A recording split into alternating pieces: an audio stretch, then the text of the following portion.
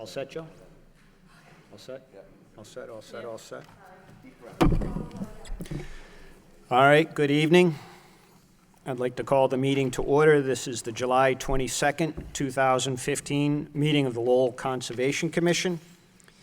And moving on to the first item on tonight's agenda is a notice of intent continued from our last meeting, David Lay, concerning DEP file number 2060744.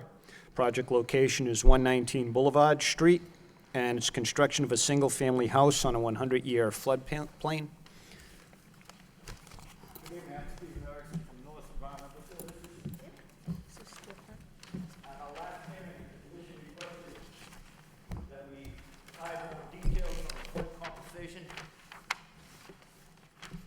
So what we did, we had the engineer put a chart out, and we detail all of the different parts of the house, the foundation, the steps, the driveway, the total, and the compensation. So we're covering 655.5 cubic feet, and we're giving 960 cubic feet back. The commission also asked that we take off the grading that was in the right-of-way. We moved that and put it onto the adjacent property instead. And those were the changes to the plan. All right, Mr. Erickson, the plan that you just gave us with the color on it, at least mine's colored, is that the same plan that we received? Yes. Okay, that's so the there's same no plan. change, other than the color, there's no changes? That's correct. Okay. All right. All right, well, I agree with the calculations. I sort of did the foundation calculations, and I pretty much got essentially the same calculations that you did. This is all, both of these lots are under common ownership right now? They are. Okay.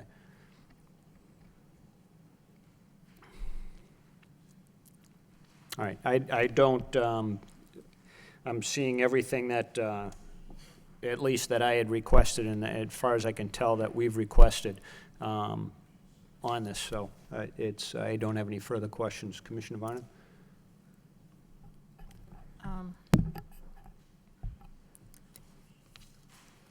I notice you have taken just a small amount of compensation on the adjoining lot, the proposed, well, I don't know whether it's been subdivided yet or not, but that lot with a house on it. Yes. You have 135 cubic feet of compensation there. Is that the only place that compensation could be found, or was that just convenient? It was a convenient place to get it. We may be able to get it further over to the northerly side of the property, but this is more accessible, and the owner of the adjacent property has no concerns about it. Yeah. My concern would be, well, first of all, that house sits high because it's a slope that's been created, I think, for that particular house when it was built. You know, the slope comes down from the foundation of the existing house. What effect does digging that extra out have on that existing foundation? Is that going to be easier for floodwaters to perhaps erode away? I'm sure that existing foundation probably isn't built to be flood-proof. No, because the grading on the back of the foundation isn't going to change at all. This is only taking 1 foot off of that slope, and the grading toward the back isn't going to change at all. So if the floodwaters get at the house, they're getting from the back, not from the side. Mm-hmm. My other concern is these lots will be in separate ownership at some point. Yes. And it's possible that the existing dwelling could be in separate ownership, in a different ownership at some point. And I'm just a little concerned to see compensation there, where someone who might not know the situation might come in and not realize that, you know, that's a compensation area for something else. I don't know if there's something in that deed or, I'm not If you too look at that familiar with grading- deeds, but I'm just concerned having the compensation on a separate lot. If you look at that grading, for the proposed grade of 100, the existing grade of 100 is only about 2 to 3 feet from it. The 99 is only about a foot from the existing 99. So this is such a small amount of grading in that area that it really won't have any impact at all. Well, that's exactly why I thought perhaps it could be found someplace else on the proposed lot. The compensation.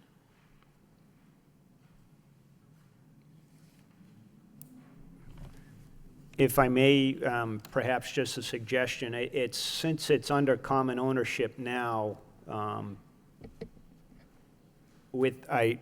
obviously with the anticipation that the lots will be, if it's not already subdivided, will be under separate ownership once construction is completed, perhaps it may be prudent just to put an easement, to record an easement against the existing, I don't know, Lot 2, what is the existing lot? And just, since, it's one owner now, then I'm assuming the owner is the developer or is working with the developer at this particular case, but if they're willing to regrade on that northern side, then perhaps just a simple easement that goes on record will speak volumes towards maintaining the grade and that it is compensation for the adjoining lot, so. We could do that. Yeah, I think we've done it in the past quite a bit, and, The commission can put that in the order. yeah, so, Another little part of this Lot 1 is the northwest corner where the 101 line kind of bends in there. See that little spot? And it appears that a neighbor has been using that as a compost place for yard waste. And it seems as if probably that any of that yard waste that's fresh probably should be removed from that area as construction is taking place. It's lawn clippings and I'll talk to the owner about that. branches. I don't believe I believe it's coming from another location, not right on this lot, because of where it is, so. It's just that that's fill in the floodplain as well. And if we can do something about it now, then perhaps it won't continue.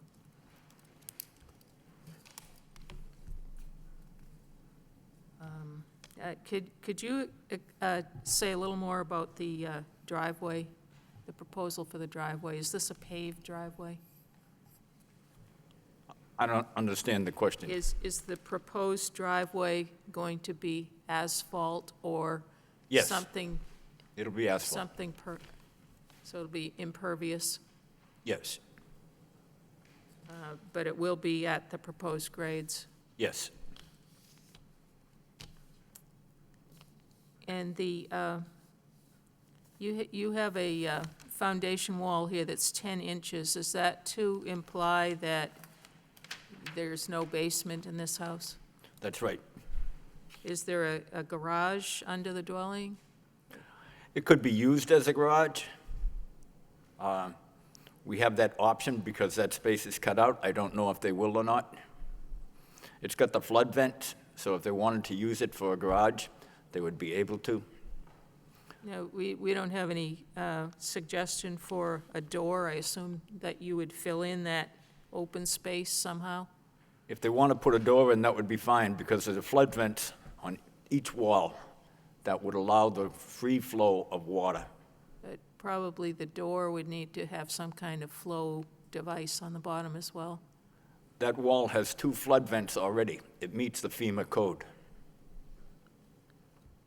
I was thinking of keeping the door from collapsing, perhaps. Or would it just collapse automatically if the flood came?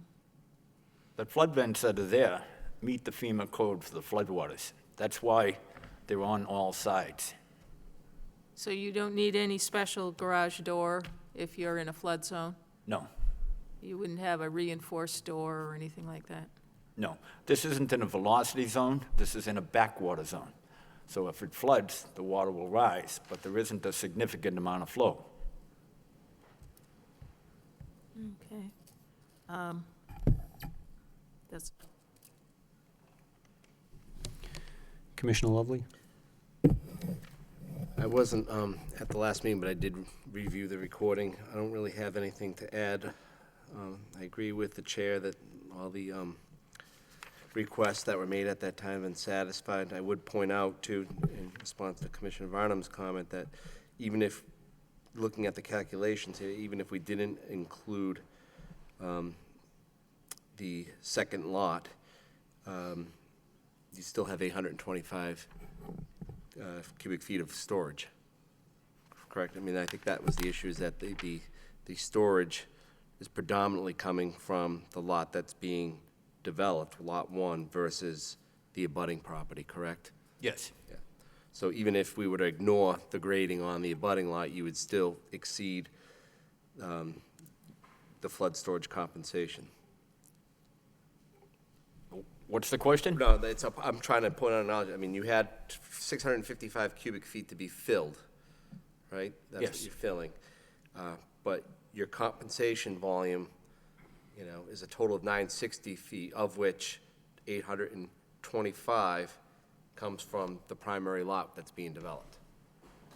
Correct? Yes. All right. He's giving you credit. I'm giving you, yeah. Yeah. Yeah, but if I may, the problem, though, that arose is the elevations, and it's at 101 and 102 that It's not at the same they're in the size. right-of-way, and they don't have it on site, so they had to go off-site to find it, so, or up to 101 and a half, so. So that was the issue, so. And they can't just, you gotta Right. regrade the whole slope, so you can't just cut into it, so. All right, All right, that's it. Thank you. okay, Commissioner Beardred? Is the owner David, is it Lee, live in 119? Offhand, I don't know. It belongs to the family, though. His sister lives there? Okay. I was just wondering if maybe an easement may not even be required until once you have a COC, that should close the deal. It's only if the house were to sell, you'd probably want an easement, but if it's family, I don't know, it's up to you guys.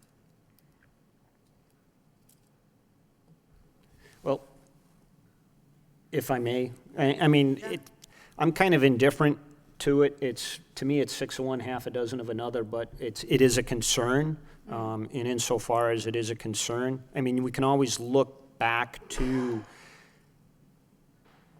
the NOI filing and say, hey, this is what the topography is going to be, but now we have the added dimension now that this is compensation technically off-site. So in that regard, we're dealing with compensation that wasn't, I shouldn't say wasn't part of the original NOI filing, because it's now part of the NOI filing, but the contemplation is that these lots will be off, so someone looking at it going forward may ignore. Yeah, but if I buy that house. southern lot. If I buy that house with that new grading, I'm in a flood zone, I can't change it, I'm gonna get Yeah, whacked with but- an enforcement order. No, I understand that, but how about the person who comes into the lot 685, 119 now, which is the southerly lot, and does some regrading only to find out, oh, wait a second, that's compensation for the other, well, I don't own that other lot anymore, you see what I'm saying? So putting an easement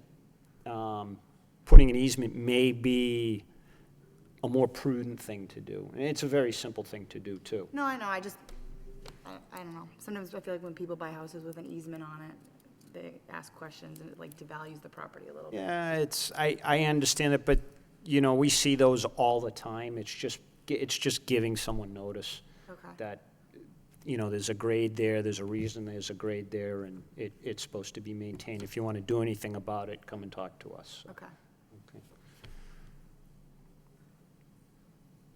Okay. And from what I understand, there's no objection from Mr. Erickson about that, so. No And I objections. would imagine you're speaking for the owner, and it is a common owner right now, so. That's correct. If nothing else, it's layering of requirements for notification. There's a general requirement anyways, because they're within the flood zone, and having an easement would just be a second layer, you know, to kind of prompt someone that wanted to do something, to notify the commission before. That's the other thing. So I don't know if they could ever build anything there, but usually you can't build in an easement. So what if they ever wanted to put a shed there, a deck there, nothing? You're limiting that whole side of the property. I don't know. I just think once the grading's done and the COC's filed, what's the easement gonna do? Well, you can build in an easement simply. In Lowell? Oh, yeah, absolutely, absolutely. It's just that if the easement, the person who the easement is in favor of needs to utilize the easement, then, you know, you're at your risk at that point in time. So, you know, to the extent that you're inhibiting the easement, but putting a shed, for, as you said, putting a shed really wouldn't inhibit this easement, you know, to the extent that it wasn't filling a floodplain, but really wouldn't inhibit the grades. So, you know, this is just a grade easement, that's all. It's not a, you know, it's not an exclusive use or something Utility like that. easement or Yeah. something? The easement would be specifically for the compensatory storage. Right. It doesn't deter them from doing anything else if they file with the Conservation Commission and they want to do it.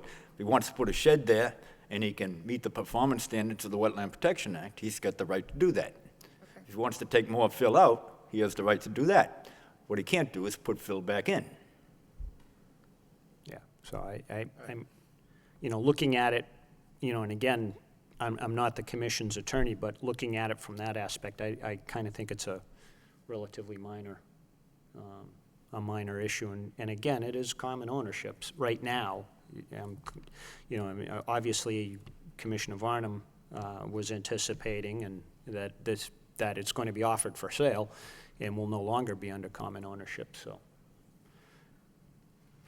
Okay. All right. Can I make a motion? Well, not yet. Okay. I'm going to open this up. Is there anyone here who would like to offer their comments or concerns regarding this project?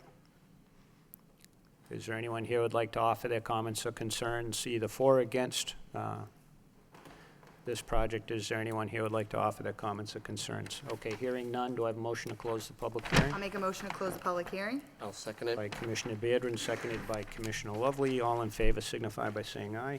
Aye. Opposed? The ayes have it. All right. So I'm looking at a Lowell standard order with some particularities. What I would like, at least me personally, I would like that the easement be placed on record, either contemporaneously with the recordation of the order or prior to any site alteration or construction beginning, so we're aware. And I'm assuming you're going to be doing the grading before anything, right? I'm sorry, what's your question? I'm assuming that you will be doing the grading prior to, and then you'll be doing some final grading, but the major grading is done first, so, We'll have the yeah, plan to you before we start the work. right, so, okay. So that it's, you know, that'll be, you know, I'd like to see that in place. And other than that, I had one other question, Stephen. Your first floor elevation, is that the top elevation or is that the bottom elevation for your first floor elevation?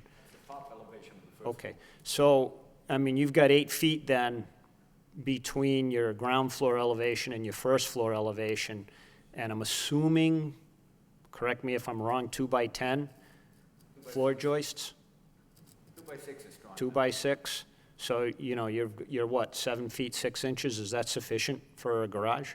We got 10 inches of concrete on the bottom. So it would be, that's 0.8 feet. So we get 9.2 feet of the, well, not. No, you'd hit, it's only 8, you're 97 and a half to 105 and a half, that's 8 feet, right? So, at least I think it is. And then if you're 2x6 construction, that would bring you down to 7.5 feet. That's sufficient for a garage? I don't know what the code is, but, Code is that we have to have that 10 inches of concrete. We can't have wood closer than that to the ground. right. Okay. So, and unless I missed anything, do I have a motion? Make a motion to issue a standard Lowell order with a special condition that an easement be drafted for the compensation area that is on the lot called 119 Boulevard Street to be recorded simultaneously with the order of conditions when that occurs. I'll second. All right, motion by Commissioner Varnum, seconded by Commissioner Bearden. The only thing I'm going to say, they're time constrained on recording the order of conditions. That has to be done relatively quickly, and you may not be able to get an easement and an easement plan in place by then. So just if we could offer a little bit of lead, I mean, I'm just Before- looking at this to be as a recorded practical before matter. construction begins. Yeah, I think that would be, so the motion then amended. That Okay. the easement be recorded before construction All right. of the Okay. begins. Seconded by Commissioner Bearden. Second. Okay. So, any further discussion? All in favor of the amendment signify by saying aye. Aye. Aye. Opposed, the ayes have it. All in favor of the motion as amended signify by saying aye. Aye. Aye. Opposed, the ayes have it. All right, thank you. Thank you. All right, I am going to take a matter out of order. This is not on the formal agenda, but is under other business, and simply because the parties are here, and it's the same parties that we've just talked to, but it's Shirley, 51 and 57 Shirley Ave, and it's a request, under the agenda is a request for partial bond release, but from what I understand, they're requesting a full bond release Is this the- for 5157 Shirley Ave.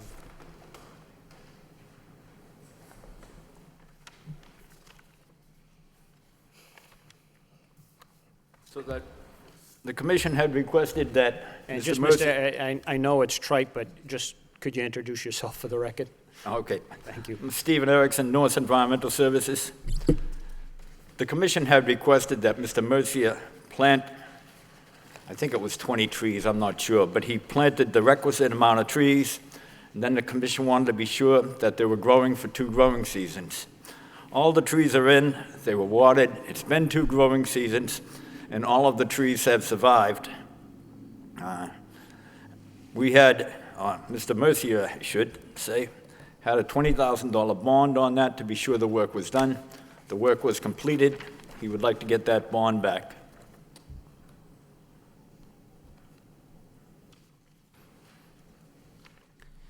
All right, Commissioner Varnum? I don't have any questions. I went out to the site today, and as Mr. Erickson says, the trees are alive. However, I believe that before we completely sign off on this, there's some work that needs to be done, or they might not be alive too much longer. And the problem that I observed was, you can see it in the first picture here that you just handed us, was there was some kind of a filter fabric put around the trunks of many of the trees that I guess were to prevent rodent chewing or something like that. And it was tied on with a nylon twine.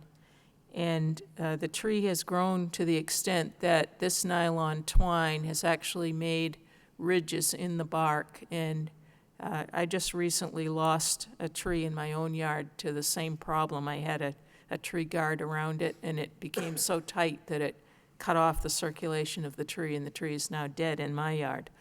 I wouldn't like to see that happen to these trees. It's going to fix it. It's not going to take a lot, but it required somebody to go around and cut the nylon cord that's holding these tree guards on. And I'm not sure that the tree guards are necessary if there's going to be no more maintenance of this, of these trees, if they're taking hold and you're not going to be watering or staking or things like that in the future, that probably the tree guard should come down completely. The trees are probably at least 3 inches in diameter now, maybe more. And that was a great concern to me because the trees do look healthy at this point, but I think they're being strangled. And the second concern that I think is equally as important is that you can see all of the invasives that are surrounding, particularly in the rear right-hand, or you'd call it probably the southeast corner of the lot, in that some of these trees are being choked by invasives. And I know it's not something that is easily controlled. It's, that bamboo plant mostly. There are some vines in some of the trees that are also, there's one very nice white oak that's being strangled by vines that's in the center rear of the lot. And this is something that's going to result in the death of these trees as well if it's not taken care of. So what I would suggest is that we aren't ready tonight, or I am not ready tonight to release a bond until some some obviously needed maintenance is done on these trees in order to make sure that they're going to live for another season. They've lived for 2 and they look good, but they can't live much longer with these strangleholds that are on them right now. So I would like to see the invasives cut back so that the tree has at least an 8-foot circle, say, around it without things growing up. I'd like to see the vines cut that are up in some of the trees, and I would like to see the tree guards and the tree stakes that also have wires and things checked and removed if they're too tight to allow the tree to grow any further. The Commissioner main invasive out there is the Japanese knotweed. If we cut that down, I'm going to increase the root growth. It's going to spread even more. The stuff is almost impossible to get rid of. The only thing I could do to get rid of that is repeating sprays of glyphosate, Roundup. Well, if you do nothing, then, it's also going to kill the trees. But there's also bittersweet up in some of the trees and other vines that you can cut back. And We have the same problem with the bittersweet. If I cut that back, I'm going to increase the root growth. You The need to bittersweet is almost pull up the impossible to get rid roots. of, just like the knotweed. Well, once again, doing nothing is going to ensure that it dies as well. We can take off the strings, that's not a problem at all.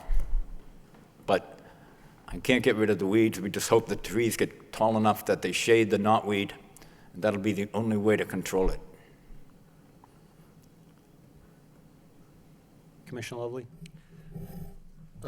Empathetic to the challenge of trying to deal with the invasives. However, I agree with Commissioner Martin, doing nothing, almost seals their fate. So I don't know what the answer is, but what I will say aside from that is, the question I had is, I don't see the need, even with Commissioner Varnum's suggestion, I don't see the need to withhold the entire bond. I'm wondering if there's a way we could do a partial release. I certainly don't see the need to hold back $20,000 to unwrap the twine around the trees and potentially look at doing something other than nothing to help ensure the survival of the trees.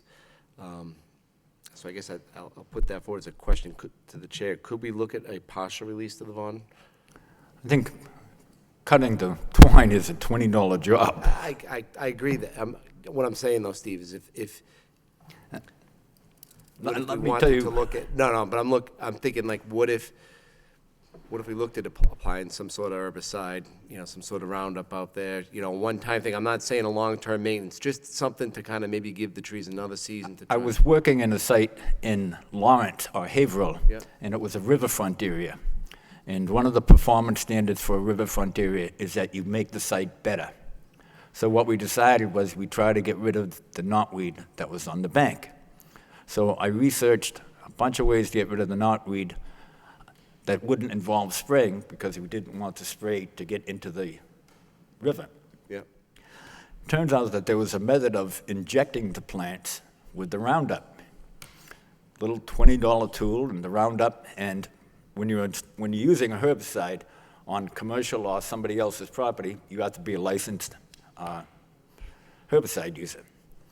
So the guy calls me up and says, I can inject 7 stems, and that's all I can inject on an acre of land using this formula, because there's a limit to how much Roundup they can use. We just gave up. We couldn't get rid of the knotweed. I just can't do it. But even if you were to attempt it, though, I mean, what I'm thinking is For this time of year, the way to do it would be to wait a little bit longer till it's almost September, cut all of it back, and then spray it all with Roundup. Yep. And you have to do that 3 or 4 applications in order for it to work. All right, so if we were to go that route, what would be your estimate of a cost of something like that per application? Certainly not 20,000. I'm thinking it's considerably less. I just don't. Considerably less. It'd be less than $1,000. Right, so that gets to my point that I mean, I for one would be open to that if we could do it, considerably reducing the amount of the bond that we're holding significantly. You know, I don't feel that we're at, or at least I'm not at the point where we could just raise our hand and say there's nothing that can be done. But I also don't want to throw good money at a problem that isn't going to do anything. So I like your potential suggestion of, you know, looking at maybe wait until the fall or sometime later in the year, cutting back and giving it another application, just to give the trees another season to try and. The reason for waiting till the fall is if I try to spray it now, Yeah. the stuff's 10 feet tall, No, and I'd be getting it all over the trees. Yeah. And the trees are more sensitive than the knotweed. Right. If we cut it back, the Roundup works on the new growth. Right. So if it grows and it's got a lot of new growth on it, that's the area of the plant that's most sensitive to the Roundup. So that would be the reason to cut it back, and that way you're not spraying the leaves of the trees. But that would cost no more than it would be for somebody to put the stuff on your lawn for a broadleaf weed killer, which that application isn't very expensive at all. Right. I have no further questions, but I think that may be, for me, that would probably be a good compromise to, you know, address your client's concern to reduce or to release the bond while also preserving my own concerns and what I just heard from Commissioner Varnum, and you know, you're almost potentially sealing the tree's fates without doing anything. We could do that. Okay, thank you. Commissioner Beardron? So my thought is the bond is there for the trees and to ensure the growth. So why don't we remove the guards and see what happens with the invasive, since you're saying you seem to have more experience than we do on this, that it's not gonna work right now. And I'm having a hard time, I don't wanna compromise, because I need to remind everyone this could have been a fine. We already compromised and made it a bond. So I don't see the harm in just keeping it open and seeing what happens on the 3rd growing season, because the trees are what we care about. So that's what I think. All right. And wait, one more thing, how much is a bond to keep it open for another few months? Is this costing any money? Does it, They just want the money back. yeah, they're asking done everything you for a asked. full release. Everything that the commission asked, he's done. No, now we're worried Spent a that lot of money now putting we're the worried that trees an in. invasive species are gonna ruin the trees. So I think we Okay. need to see what's gonna happen one more growing season. Normally, I speak first, and I've saved my thoughts for last. I don't know if that has escaped anyone tonight, but, and I certainly have never been shy in dealing with this particular property, or, as Mr. Erickson can attest, dealing with Mr. Erickson. However, all of that being said, and this may surprise some people here, we've asked, and I'll preface that and completely agree with Commissioner Varnum's concerns, and I completely agree with Commissioner Beardron's concerns that, you know, this started off on I wouldn't say less than ideal, very poor and it attained the level of enforcement and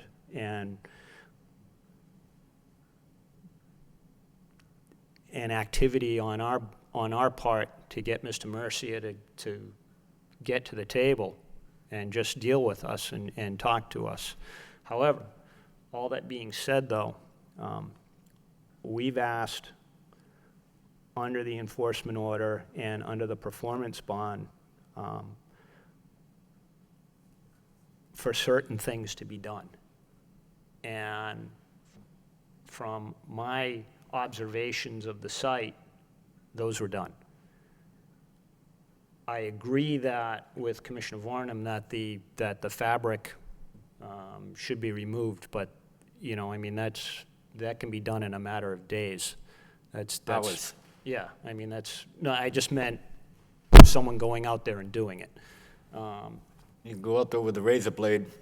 Yeah, Cut I the don't strings. disagree with you, Mr. Erickson. As far as the invasives go,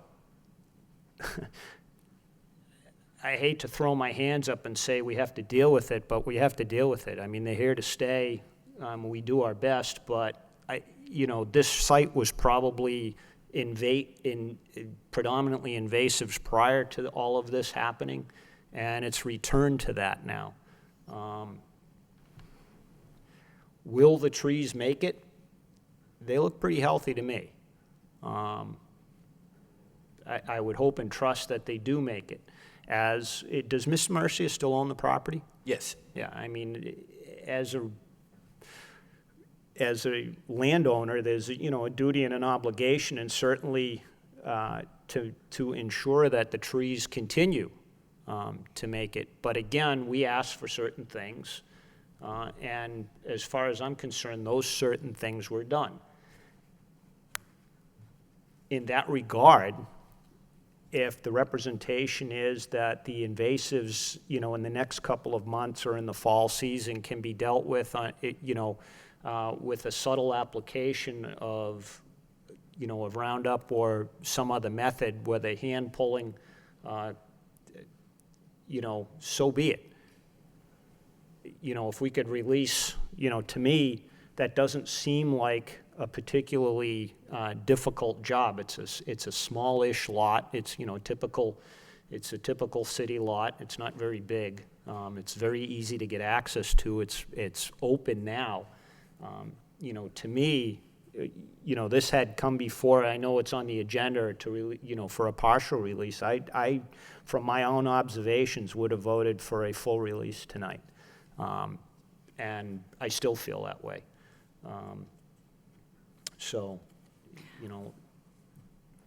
Are you worried at all, though, that the invasives are going to kill the trees? Because if we release everything, there's no partial Roundup or any of that stuff. And I don't think, what Mr. Erickson said, I don't think the Roundup might not be the way to go. If it's going to have to be 4 or 5 applications, waiting to September every year, no one's going to be putting Roundup on it 5 years out. So I think we need to just wonder, are the trees going to survive with these invasive species? And if the answer is yes, then I'm not a tree specialist, so. That will, to me, that will always be a concern. And whether the invasives not only would negatively impact the trees that were planted, but also the established trees in the neighborhood. I mean, the knotweed and bittersweet is all over the place. I mean, it's, we're out there with a bucket in the Atlantic Ocean trying to bail out the beach. You just can't, I think at this point in time, like I said, I hate to throw my hands up and say there's not much we can do about it, but realistically, we're asking to create an oasis here where none ever existed. So I don't think the Roundup option's going to happen. It's not, I don't think that's going to happen 5 years out, and how many applications. So why not just propose just one more growing season, just make sure the invasives don't completely take over? Or partial. If you're not worried, I'm not a tree. They use Roundup, they go out there and hand pick, and I guarantee you, next year or the year following, it'll all be back. That's what I mean. Yeah, so So- I don't like the Roundup. It's more so. It will be back. Yeah, it's gonna keep coming No back. matter what I So do, it'll be back. Roundup's not an option. I think it's a waste of money. I think I just wanna make sure it's only been 2 growing seasons, which is still pretty new. I just wanna make sure that those invasives don't kill those trees. Well, that's what we asked for. I mean, Was 2 now- growing seasons? Yeah, now we're changing the terms, and Okay. I'm not going there, so. He has done everything that was requested of him. And Maureen is actually certified as an invasive weed specialist. Yeah, And it takes 3 to 4 sprayings to get rid of the knot. no, yeah, I'm over that. I don't even wanna discuss anymore. So, It's a, we said 2 growing seasons in the enforcement, or, okay. yes. That was the agreement. Well, just thinking about it further, I mean, when we were specking out the trees and all that, I mean, I think the intent was certainly to size the trees as large of a caliper as possible, appropriate watering, so that the trees that would be planted there would have the best chance of survival. And I think we've done that, and now it's up to Mother Nature to decide who wins, the invasive or the trees, and it's probably gonna be a combination of the two. They'll find their equilibrium.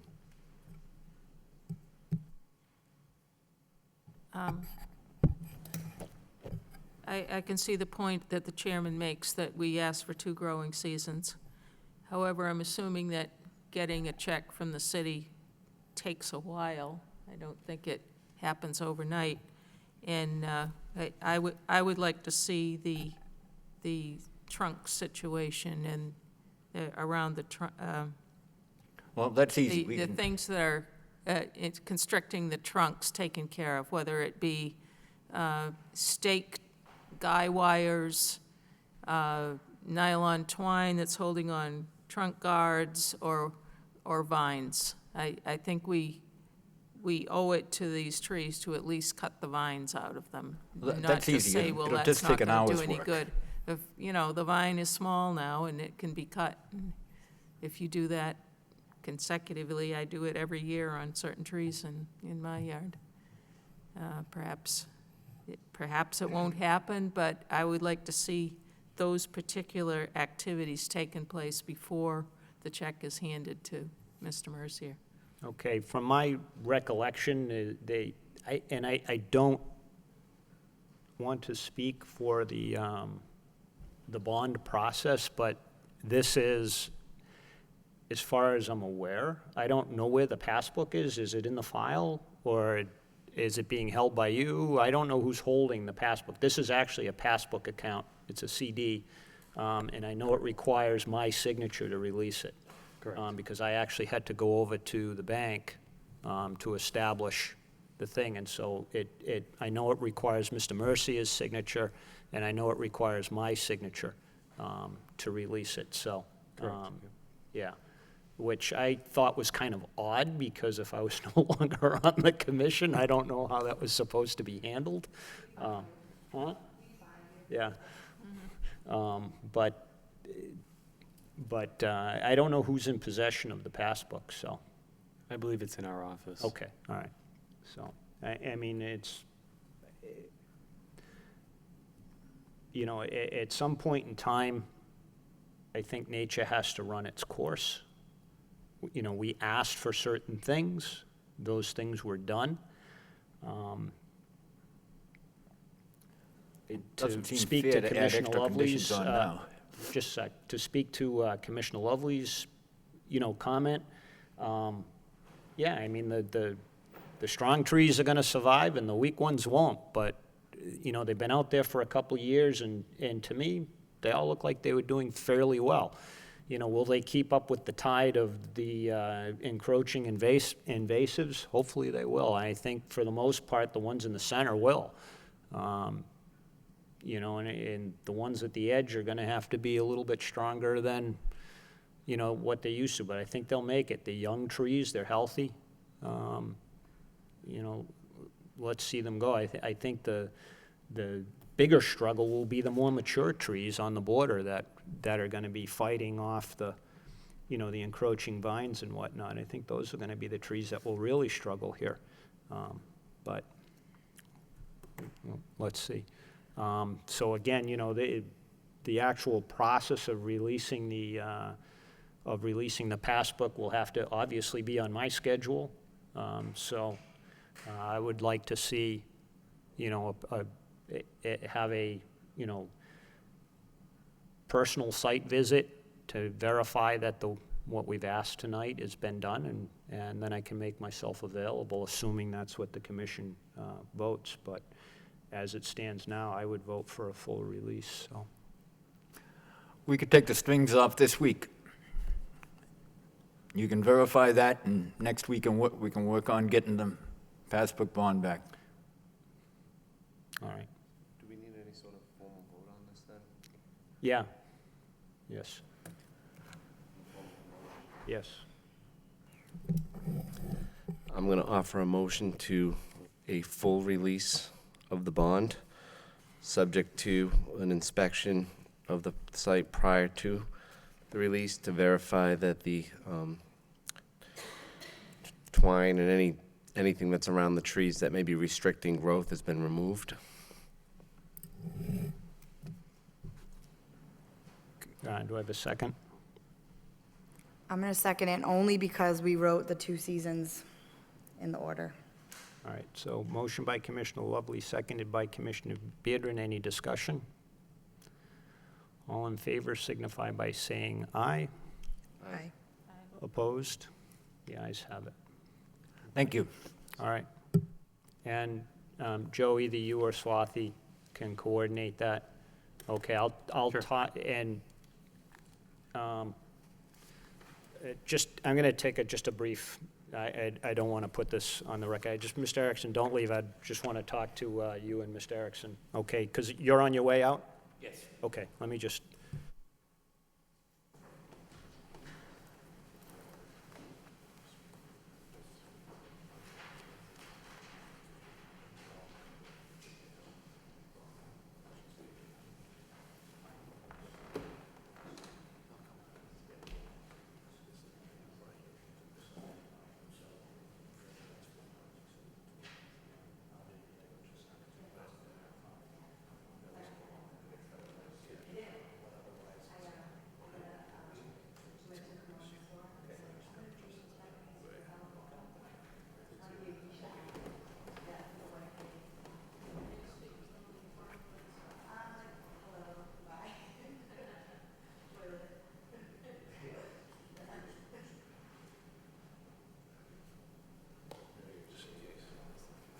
Yeah, That's a little tight. tight squeeze. Okay, moving on to tonight's second item on the agenda is a request for determination of applicability. Frederick Lovejoy. Project location is 1236 Pawtucket Boulevard, and it's retain a fence partially located on a 100-year floodplain. Dr. Lovejoy, welcome back. Thank you. Nice to see you. If you could identify yourself for the record, please.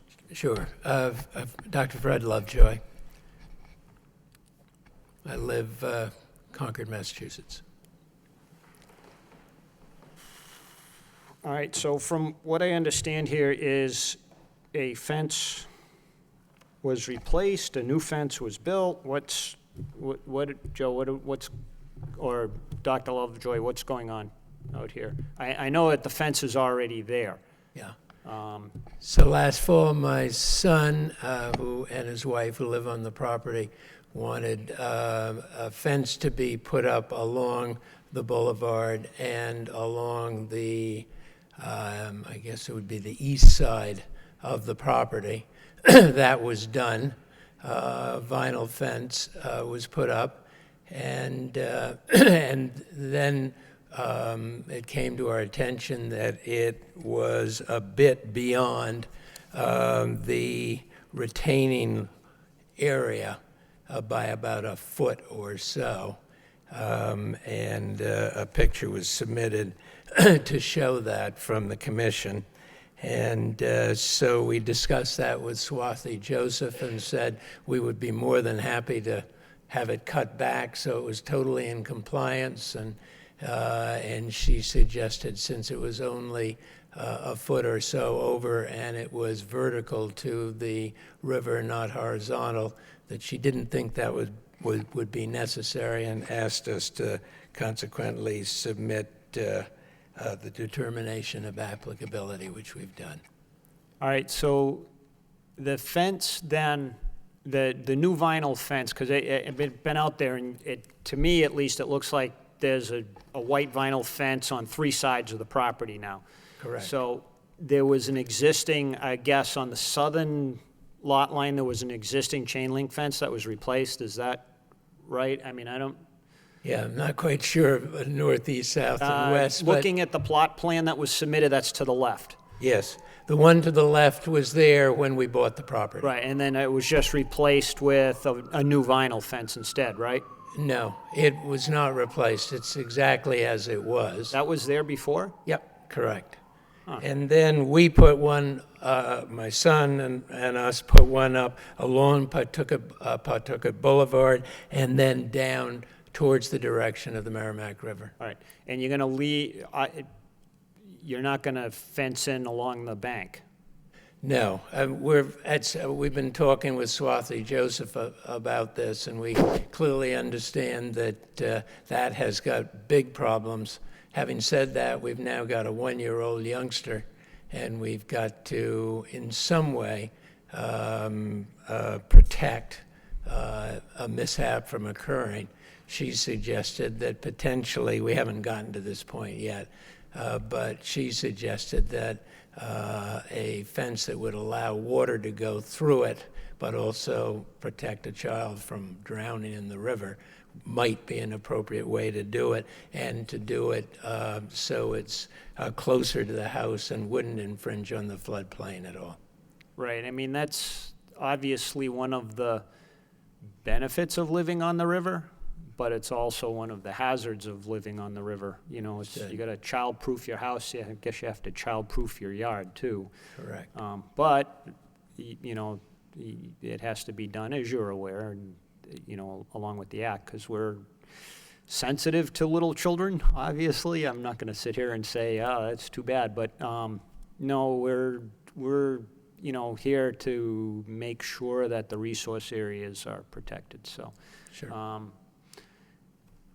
We will absolutely do nothing without getting the full permission of the commission and direction of the commission before we do anything. Yeah.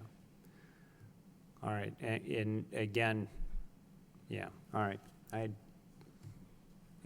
mean, yeah, to me, it could and should be a -3. Just kind of, let's put the cart before the horse, though, or the horse before the cart next time. Okay. Yeah. Commissioner Varnum? I don't feel that this particular fence that was constructed is of concern to the resource. Yeah. Yeah, same here. All right, is there anyone here who would like to offer their comments or concerns on this RDA? No, hearing none. Do I have a motion? I'll offer a motion to make a -3 determination for this request for determination of applicability. Second. Any further discussion? All in favor signify by saying aye. Aye. Aye. Opposed? The ayes have it. Thank you. That's a good thing. That's a good thing. Thank you all for your time. All right. We appreciate it.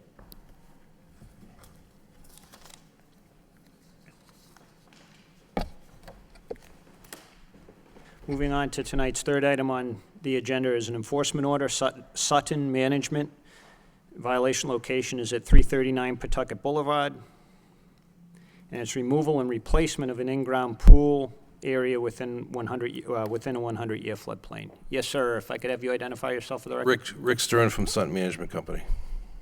And what's your last name again? Stern. Stern? S-T-E-R-N. S-C-S-E? S-T-E-R-N, Oh, Stern. S-T. Thank you. Joe, what's the issue out here? So as the commission may be aware, there is an existing pool on the property. It was observed out there that the pool is undergoing some renovations out there to be replaced. And obviously there was no contact with our office prior to any work taking place out there. Yeah. All right, so,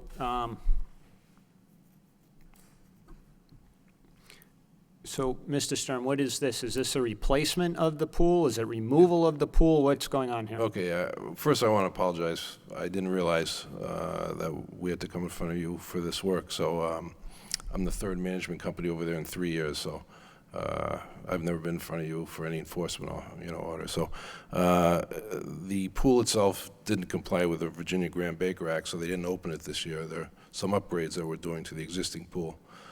The fence needs to be replaced. It doesn't meet current codes, and the pool itself doesn't meet current codes. So we're doing a renovation of the pool, the existing pool in the fence area. The decking is coming up, new gunite, piping, and fencing. So. All right, so under the Wetlands Protection Act and under the City of Lowell Wetlands Bylaw, when and if you're introducing material, and again, it could be new gunite decking, it could be new fencing, in a floodplain, that meets the technical definition, I shouldn't even say technical, that meets the definition of bringing fill into a floodplain, okay? It doesn't matter that you're replacing, okay? It doesn't matter that you're removing the old stuff. It just matters that you're bringing something in. That's to be permanent. And as soon as you do that, you got to talk to us. Okay? That's what the state law requires that, and the city ordinance requires that. Okay? In a nutshell. Okay? It's a little bit more technical than that, but in a nutshell, pretty much anything is fill. Okay? So, that being said, an order issued, an enforcement order issued, okay? How far along on the renovations are you? We're about 80% with the decks removed, about 80%, and we stopped as soon as we got the notice. All right, so, and again, so you're rehabbing, you're fixing Rehab. things? Correct. Okay. So what we need to know, and what you need to provide us with, is, and unfortunately, because this is a floodplain, and I say unfortunately for you, because this is a floodplain, is you have to file what we call a notice of intent. Okay, that's just, you can't get around that. Okay. Okay, it's, the act requires it, the City of Lowell bylaw requires it, there's just, the difficulty of your site is you're almost entirely within the floodplain, no matter where you go. And we have to make sure, especially that your post-development elevations are at or lower than what they are now, okay? That's very critical, okay? Even, when we're talking hundreds and hundreds of square feet, as I'm assuming the pool deck is, changing those elevations matters. It's the bathtub of the pool itself doesn't matter so much, okay? Although, if you raise the bottom, are you anticipating changing any contours? No. Under the pool itself? It's going to maintain the current depths. Exactly the same, yeah. I don't think that matters because it's full with water anyway. But the decking itself around the apron around the pool has to be, and again, I'm assuming that you're not going to be changing those because that requires all sorts of additional engineering to the pool. So Right. Usually you match those, but we have to make sure that that happens, okay? The fencing, again, what type of fencing was there? I'm assuming it was probably Chain link. 4 6-foot chain link, I think probably about a 5-foot chain link. 5-foot chain link But fence. but the links are too big. They have to be smaller now with the current codes. Okay, so the critical thing there, chain link itself doesn't take up any significant volume, but the posts do. So you have to replace them. If you take out a 3-inch galvanized post, you have to replace it with a 3-inch galvanized post. If you take out 50 posts, you can only put 50 back in, or fewer, okay? You can't put in more. If you put in more, you've got to compensate for it. Again, it sounds kind of de minimis sometimes, but those things add up. And in this neighborhood, folks are very concerned. And it's not any one particular project, it's the aggregate of it Sure. over the years, okay? It's the chipping away here, the chipping away there, it all adds up. And, quite frankly, Pawtucketville has reached the tipping point, okay, where people are really suffering. And, turn on the news, I'm 52, and I don't recall in my lifetime turning on the nightly news, and the leading story every single night for the last 6 months has been some weather story. And I mean, we've been in tornado season now for 5 months. We've been in flood season now in states that never get water for 5 months. I mean, it's just, things are reaching a tipping point, okay? And Pawtucketville has had, their tipping point came years ago, okay? And, they're really struggling out there. Some longtime residents are really struggling with the water. So, you have to be a good neighbor. Every cubic inch that you fill, you got to provide for compensation, okay?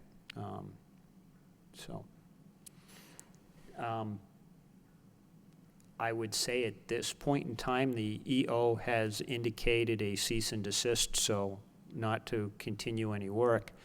What I would like to see, and I don't believe the EO specified a remediation requirement, but you do need to file, okay? And you can be in contact with Swathi, Joseph, or Joe as to what you need to do to file, okay? But you do need to file to let us know, exactly. So what are you looking for a notice of intent, is that? Yeah. Okay. Okay, I'd love to say you could do this under an RDA, but there's no provision in the act to file an RDA in a flood zone, if that's what your work is. You have to file a notice of intent. It's just, that's what the requirement is. Okay. Okay. I mean,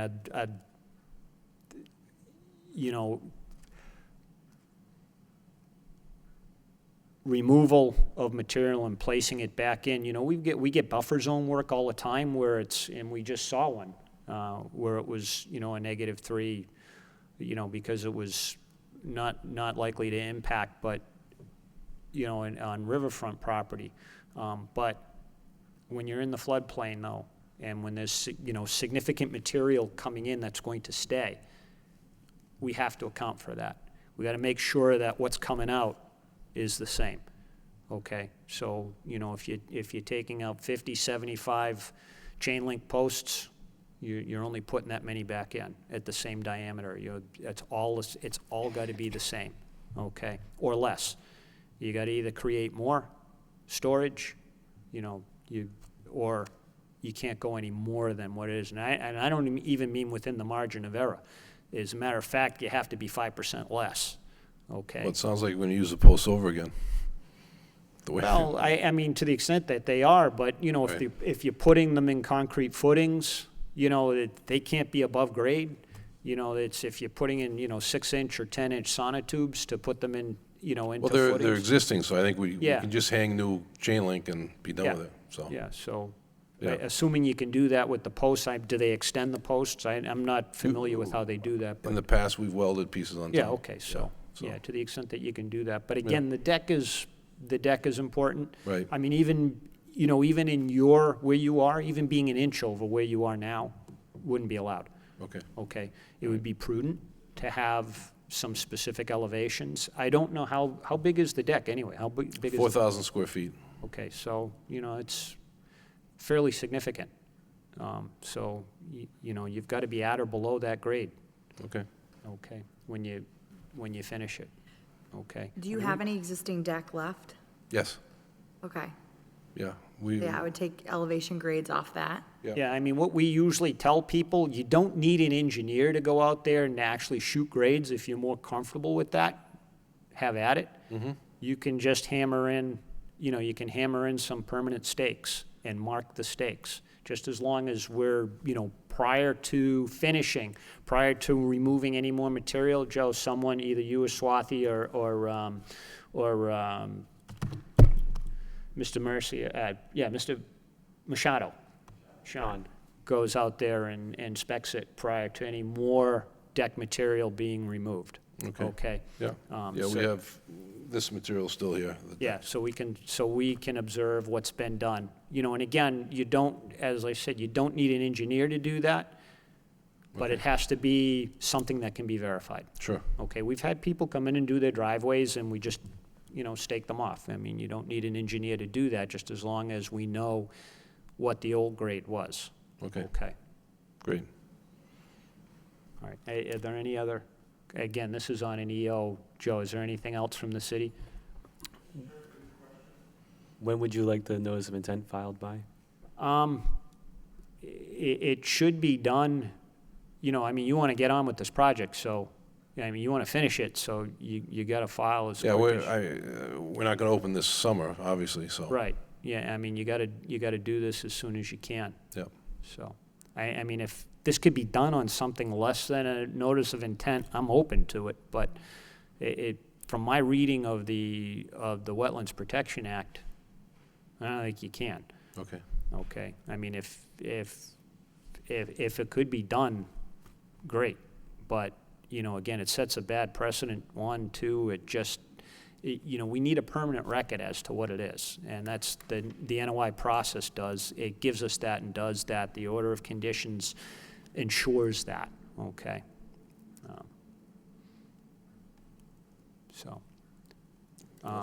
Are there any further questions from the commission? Mr. Hamlet, I generally don't take comments on an EO, but you... No, come on up.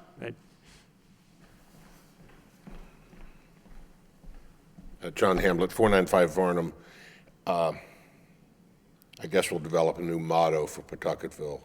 Welcome to Pawtucketville, where we measure fill by the teaspoon.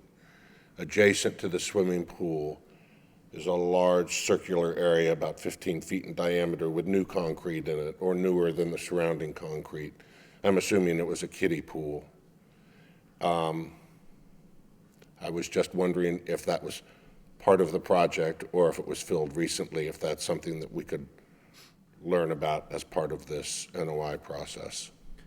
All right, so filling in a swimming pool up to the level of what the water generally is not really an issue because it's filled with water anyway. Right. So it's not, like I said, it's not compensation, it's not fill. Yeah, it is fill, it's obviously, you can't just bring a truck in and dump in, 20 yards of concrete, it's certainly not. I don't mean to imply that. You would need permission to do that. But it's not, if it can be verified that you're just filling in an existing pool that was, legally there, then it's something that can be done. Okay. That was our question. Yeah. Thank you. Because people have holes in their ground. Again, this is, a swimming pool's an artificial, it's an Yeah. artificial thing. It's not part of the existing flood storage, because it's, as you know, it's filled with water. It's filled. Right, so Right. you're just replacing the water with something else. If it was a foundation hole, yeah, that's a completely different issue, Right. so, Right. No, it was most likely a kiddie pool. Yeah. Small round area next to a Is large that swimming new? pool. I'm just guessing. okay. Thank you. Hey, Mr. Stern, is that, has a kiddie pool area been filled in, or a jacuzzi or a sauna area? Sometime in the past, yeah. Okay. I think that the kiddie pool hasn't been open in years, I think, Okay, before my time, so. all right. Do we need to ratify the order? Yeah, we need to ratify, so I have a motion to, and what it'll stay open until we get a filing and approve any filings, so. Okay. Okay. Motion to ratify the enforcement order? Second. By Commissioner Bearden, motion by Commissioner Lovely. Any further discussion? All in favor signify by saying aye. Aye. Opposed, the ayes have it. All right, thank you for coming in. I'm assuming you're the attorney? Yes, Okay. I said a lot. Yeah, I brought his bail in case he got in trouble. We have, well, yeah, no, we have an enforcement order that issued on Old Ferry Road. That's not part of our agenda that we will be taking up now. So from what I understand, it went out on an email. From what I understand, these were the two homes that were built about 10 years ago Right, now. that's Right correct, next yeah. to the Elks. Yep. On the Varnum Street side, and one of them, I guess, decided to level off the front of their property. Now, these properties were, as Commissioner Varnum may recall, were very difficult because there was just almost no chance of compensating. Say that again? We denied it, and they superseded. Yeah, and as anyone that's driven up Old Ferry Road, I mean, you kind of look at these homes and they're basically sitting in bathtubs because that was all excavated out to provide compensation. And, you know, we spent a lot of meetings on these.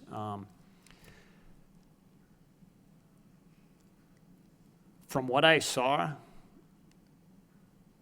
that needs to be removed ASAP, and I mean tomorrow. Okay. Okay? I mean, that has to come out. I don't know of any other process that can be done quickly that's going to compensate for that, because there's just no place to compensate for it out there. It's all floodplain. Right. You know, the enforcement order is issued, and I believe the enforcement order had issued for the first August meeting, I guess, or tonight, or to put together a plan. But to me, that's like bringing in piles of, you know, of fill in a floodplain and kind of leaving it there. And I understand it's finished. You know, it's gravel, there's a little retaining wall, or two of them, one on each side. Correct. Yeah, I mean, they have to be taken out. They need to be gone, like I said, tomorrow. Okay. I'm saddened that there's no one here, but this is not a difficult issue. You know, this is very simple, it's floodplain. I understand it's an economic damage, but, you know, I just don't know where you're gonna get compensation for that at this particular juncture and on this particular property. This was a very, very contentious and difficult site when it was originally developed. As Commissioner Varnum reminded me, I believe we denied, and I think now that she had mentioned that, the DEP issued a superseding order on this particular project, but I believe we originally denied, and I believe it was for 3 homes originally, wasn't it? Yeah. You think you originally denied both houses? Huh? You originally denied both houses? But we originally denied the whole project. project? Yeah. Which I think was 3 houses. They and I were think looking, 2 they ended were up being looking for constructed. compensation on the Elks parking lot at one point in time. It just, and then that fell through, and you know, this just wasn't, it was a very difficult place to find compensation. Again, I don't have any more comments other than if I was going to make any changes to the enforcement order, would be to include the verbiage that this needs to come out immediately.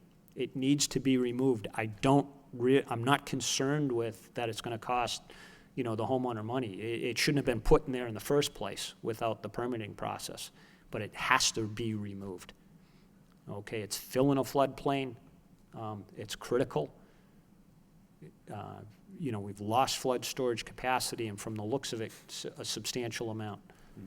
So it needs to come out. And it's at a high elevation, too. It's not that it was at a lower elevation that could Yeah. be easily compensated for. This is right at the top elevations of the floodplain, and those are the most difficult to find compensation for. Yep.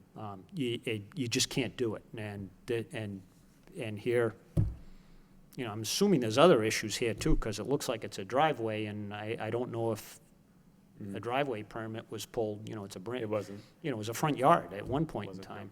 I do think though, and I know you guys always say it's 2015, I do think that a lot of residents don't know, are just not educated on this subject. And I think, I don't know if it's something we talk about next meeting or put on an agenda at some point. I think, and I don't know if we have a budget to do this, but I think it'd be a great idea to send out a mailing maybe once a year, reminding people that you live in a floodplain and these are the things you cannot do. Because I really don't think people, and I'm pretty sure these residents didn't know. Yeah, I don't think someone ever, you know, I'm kind of a trusting soul, but I don't think people intentionally set out to violate. No, like, I mean, we Yeah. even have a doctor in here tonight, and they're putting trees in a river. Like, it's just like, I feel like it's a good public awareness that we educate people that they're in a floodplain. And I don't know if I don't know if we talk about this at another meeting, if we have a budget to send out a mailing yearly or something. It just, I mean, we could put something in the newspaper or have a public service announcement on the radio or something like that, but to actually send everyone a mailing would be, I think we could spend money in a better. well, because if you send, even if I heard, you live in a floodplain, yet I might not even know I live in a floodplain. Isn't this an example of where if it isn't recorded in the deed, and I don't know whether this is recorded in the deed, whether this property is a floodplain, but this property has changed hands several times since it was built, and you really can't expect people to know, as you're saying. I just feel like we need to do some better public awareness for floodplain in the city of Lowell, yeah. I agree, but I guess if the next step with regard to this property is, you know, you've issued a notice of violation, right, Joe? And so next step would be to issue an enforcement order to remove. Correct. Would either be for the commission to ratify the order as is or to amend it. I think we need to amend, yeah. Yeah. Can I make a motion? Well, we need to ratify an enforcement order did issue. Correct. Yeah, Okay. we need to ratify the enforcement order. We don't actually, and again, it was sent out in an email, so. Yeah. So we do have it. So we need to ratify the enforcement order. So if I have a motion to ratify the enforcement order, then we can Amend move it. to Okay. amend it. I'll make a So, motion to ratify the enforcement order. All right, I'll so, second it. all right, now, as part of that, okay, so open it up for discussion now. Is there anything we would want to add to it, detract from it, you know, or further discuss as to what went out? Because I believe, correct me if I'm wrong, I'm not looking at the email, but it was to, were they supposed to be here tonight, or was this for the August 5th? They were supposed to be here Not tonight fifth. for discussion with the commission, and then they were supposed to file a notice of intent by August 5th, By August 5th, right, for the August, 24th meeting, something Right. like that. okay. So. Well, the problem that I have here is if you look at it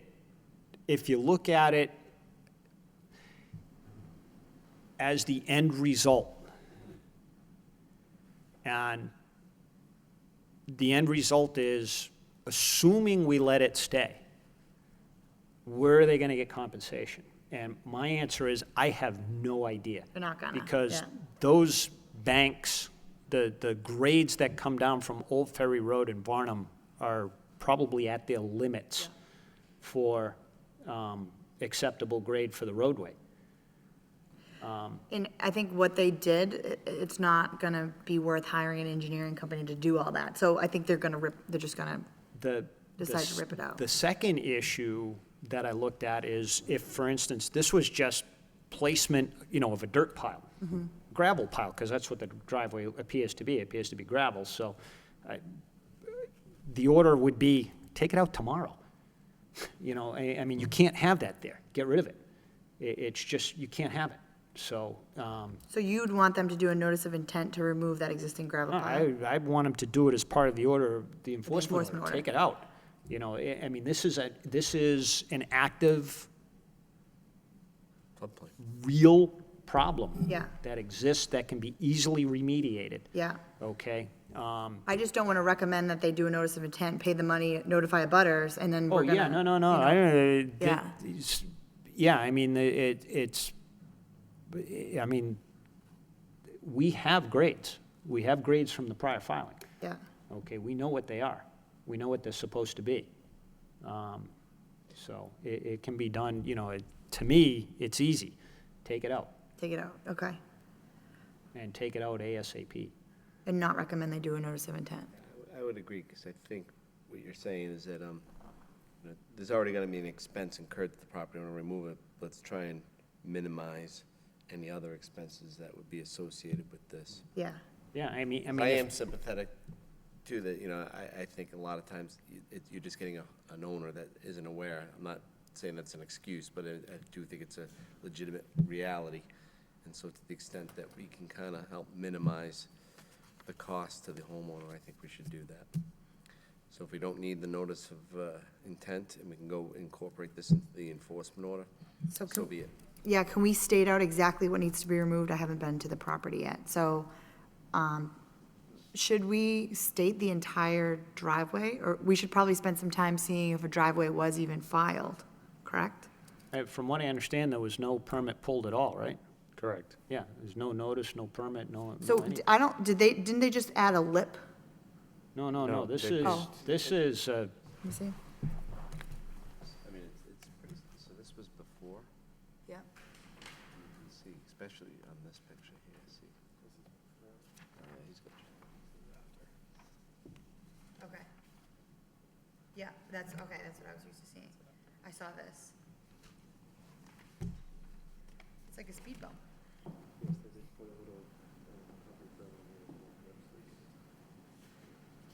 They filled this in so they could have flat yard. I mean, there is a driveway on the property. Yeah. You know, there's a garage under on the property, yeah. So we should, I don't know what this is for, and correct me if I'm wrong, I don't think you can park cars in your front yard. They probably intend to, but, You know, I don't know, but I guess, do you want them to rip out the original driveway? That's what I'm saying. no, what they Okay. just added in, what they added in Everything has they've got nothing to added. do with their original driveway. Basically, Okay. where in the front lawn area, like that picture is a good one, Kate. So they'd have to remove the berm or speed bump. It's like a double berm. The retaining wall and all the gravel that goes up to against the house, yeah, Gravel to the extent that it's in the floodplain. and reseed. If it's not in the floodplain, and I think it completely is. it is, yeah. Yeah, I mean, to the extent that it's in the floodplain, it's gotta go. And they gotta bring it back to the existing grade. I mean, it just, you know, if they wanna keep it, unfortunately, they gotta take it out, go through the permitting process, and then, because they're bringing fill into a floodplain, they gotta file. You know, just like the folks that were just in front of us. Okay, but in this particular case, You're not gonna find. in this particular case, the fill is already there. The fill has to be removed. There's no ifs, ands, or buts about it. It's got to go. So, All right, so I'll make a motion to amend the existing enforcement order, that they remove the new berm, is that what we're gonna call it? Berm? I don't even know what Are we it, talking about the berm as well, or just was that part of the enforcement order? Because that's been there for quite a while. The berm? It's a few months, right? I can't say, but it's not brand new like the other. But it's not in this one. here, let me see. Yeah, that is, I think the berm had been extended from Yeah. what they had done. I think they did the berm a few months ago, and then that all happened in the last few weeks, I guess. It's on the original driveway, I think. Yeah. Oh, you're talking about the berm on the original driveway? Yeah, yeah, I'm getting there, all right. Yeah, and I'm assuming that was done perhaps We're because hung they up on the get, speed bump. Yeah, I'm assuming they did that because they get water flowing down. Flowing into their, yeah, and they did again- that first. Yeah, and again,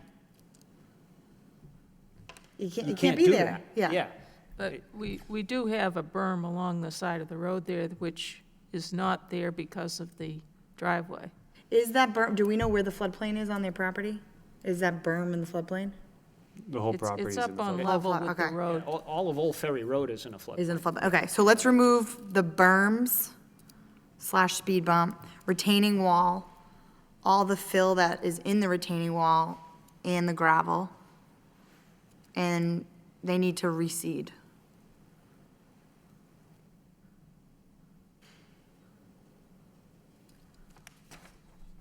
All right, Anything Could- else? Could you just go over that one more time? Sure, The, so, the berms, Yep, retaining wall, yep. all the fill that was brought in from the retaining wall, the gravel, and they need to reseed the entire area during the growing season.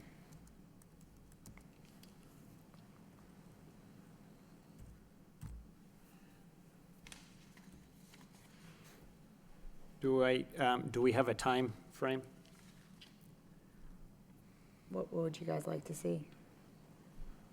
I mean, to me, 2 weeks? yeah, August at 1st. the outside, 2 weeks. I mean, and I'm serious when I said tomorrow, Yeah, let's say by August 1st. okay? I mean, I don't tolerate this kind of stuff. It just really shouldn't happen. Yeah.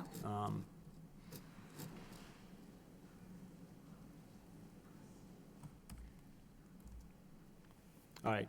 And again, I wouldn't recommend that they file a notice of intent.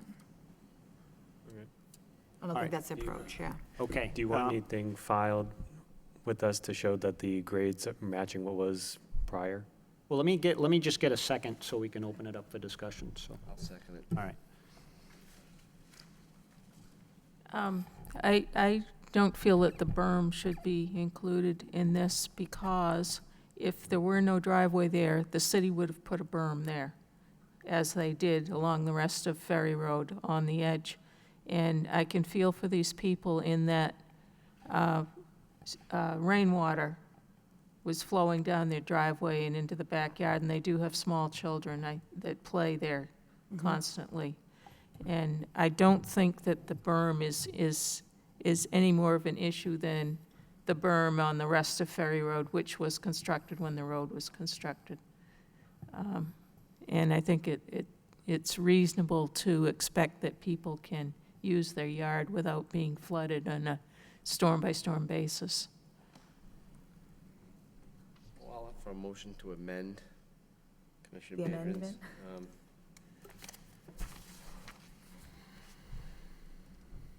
I guess motion to the enforcements, but, No, you're amending the amendment to the. yeah, yes. Yep. The other, I mean, if you, see, there's a berm Yeah. everywhere anyway. yeah, I mean, I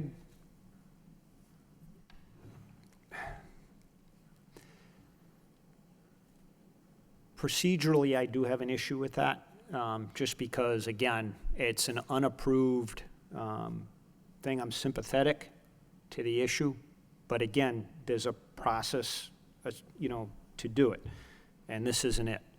I don't recall exactly, but I'm not sure if their lot line extends up to Varnum Ave. I think that's, I don't think this particular house does. I think there's another vacant lot. yeah, before the I think, corner. yeah, there is potential compensation up towards that area, but again, I think that's the same problem that we ran in the last time. It wasn't available for compensation. I actually think the city owns some of that radius up there. I think that's city property, and I could be wrong. This is just from memory. But, and I don't think it was, I'm trying to think of it was Steve. Steve O'Neill. O'Neill, right, was the developer, and I think he was in discussions with the city or whomever owned that, and they couldn't come to terms to use that as compensation, so. And I know, again, we spent several meetings on when this was done. And again, as Commissioner Barnum's memory serves, that we denied the project, so, for both the homes, so. All right. So, any further discussion? Okay, all in favor, did we vote to ratify yet? No, Commissioner we Lovely did, did. we have the amended motion. So all in favor of the amended enforcement order signify by saying aye. Aye. Opposed? All in favor of the ratifying the enforcement order as amended, now signify by saying aye. Aye. Oh, okay, opposed, the ayes have it. All right. Did you get that, Joe? I think so. Okay, all right. So you have the details and you have the deadline. All right, and now we received a letter from National Grid. They're just reducing their poles. I think we can just accept that for filing. I don't think we need to take any formal action on that. So it seems to be, as they characterize in their letter, very minor and actually somewhat less impactive on the jurisdictional areas. They're actually less impact, more in Chelmsford and less in Lowell, so, and they're further away too, so. Anything else? No minutes. Under other business, we have no minutes? Okay, I know we have a couple things to sign Motion to adjourn? by Commissioner Lovely, seconded by Commissioner Varnum. All in favor signify by saying aye. Opposed, the ayes have it, and good night. Thank you for coming in.